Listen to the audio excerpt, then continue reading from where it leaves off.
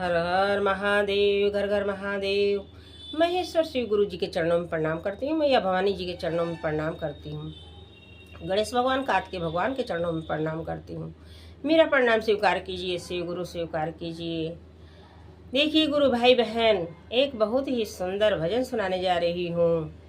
इस भजन को सुनिए कि मेरे भोले बाबा शिव गुरु मेवा, मिठाई, मिश्री या 56 प्रकार का भोग से खुश नहीं होते हैं। उनको भांग, धतूर, बेल का पत्ती चाहिए। तो देखिए कि इस भजन में कैसे भोले बाबा हर चीज को छोड़ते हैं और अपने भांग धतूर को अपनाते हैं। बेलवा के पतिया में कवन गुण हो, गुरु गैला लो भाई। बेलवा के पतिया में कवन गुण हो, गोला गैला लो भाई।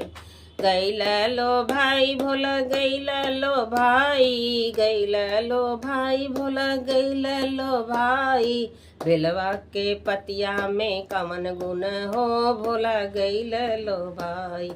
बेलवा के पतिया में कवन गुण हो, भोला गैला लो भाई। अरे पूड़ी मिठाई भोला मन ही न भावे। पूड़ी मिठाई भोला मन ही न भावे।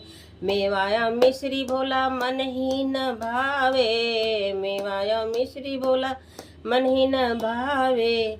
भंगिया धतुरवा में कवन गुण हो, भोला गैला लो भाई।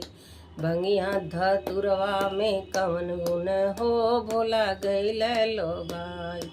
गैला लो भाई, भोला गैला लो भाई। गैला लो भाई, भोला गैला लो भाई।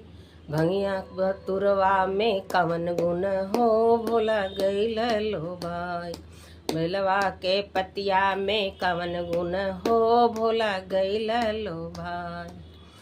अरे हाथी घोड़ा भोला मन ही न भावे। हाथी घोड़ा भोला मन ही न भावे।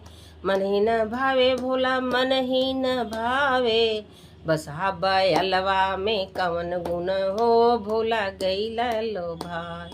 बसवा बैलवा में कवन गुण हो, भोला गैला लो भाई। बेलवा के पतिया में कवन गुण हो, भोला गैला लो भाई। महला दो महला भोला मन ही न भावे। महला दो महला भोला मन ही न भावे। मन ही न भावे हो, मन ही न भावे। अरे टूटही मड़ैया में कवन गुण हो, भोला गैला लो भाई। पर्वत पहाड़वा में कवन गुण हो, भोला गैला लो भाई। पर्वत पहाड़वा में कवन गुण हो, भोला गैला लो भाई। बेलवा के पतिया में कवन गुण हो, भोला गैला लो भाई।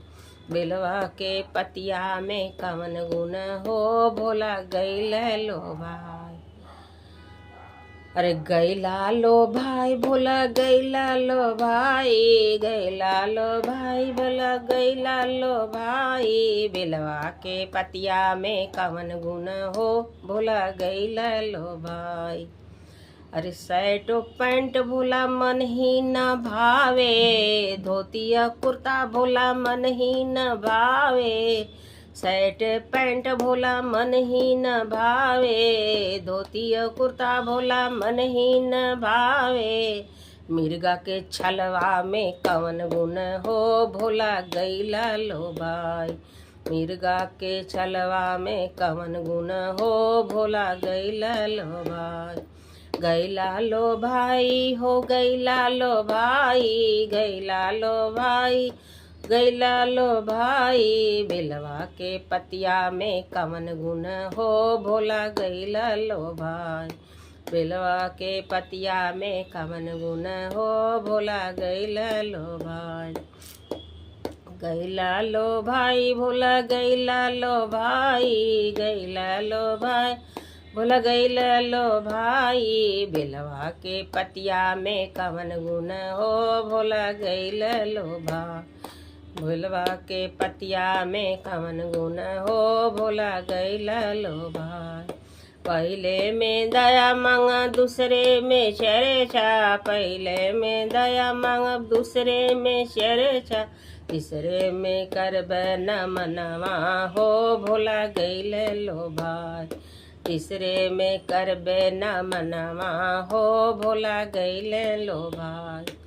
बेलवा के पतिया में कवन गुण हो भोला गैले लो भाई। बेलवा के पतिया में कवन गुण हो भोला गैले लो भाई। नमः शिवाय।